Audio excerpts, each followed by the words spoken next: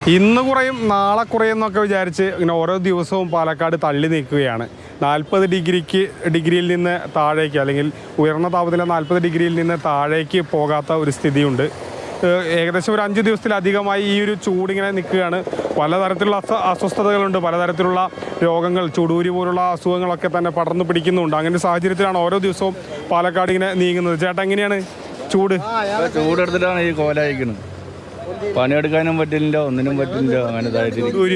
അങ്ങനെ കൂടുതൽ അവിടെയൊക്കെ കംപ്ലീറ്റ് ഇതാണ്. എങ്ങനെയാണ് ചൂട്? എങ്ങനെയുണ്ട്? ഭയങ്കര ചൂട്, സഹിക്കാൻ പറ്റുന്നില്ല. പിന്നെ ജീവിക്കേണ്ട പറഞ്ഞിട്ട് വരിക, നിവൃത്തിയില്ല. ഇപ്പോ ഇത്ര വലിയ ചൂടുണ്ടായിട്ടുണ്ട് ഈ അടുത്ത?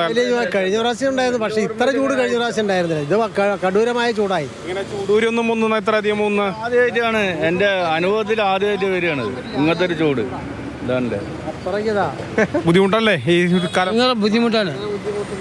വെയിൽസ് പുറത്ത് ഇറങ്ങാൻ പറ്റില്ല. രാത്രി ഉറങ്ങാൻ പറ്റുന്നുണ്ടോ? ചൂട് എങ്ങനെ? ഫാനിട്ട ചൂട് കാറ്റാണല്ലോ വരുന്നത്, ചൂട് കാറ്റാ വരുന്നത്. ഭയങ്കര വെള്ളം ഒഴിക്കും. ഫാനിട്ട് എന്താ കാര്യം? അടിയിലൊക്കെ വയറൊക്കെയാണ്. ഭയങ്കര ബുദ്ധിമുട്ടാണ്.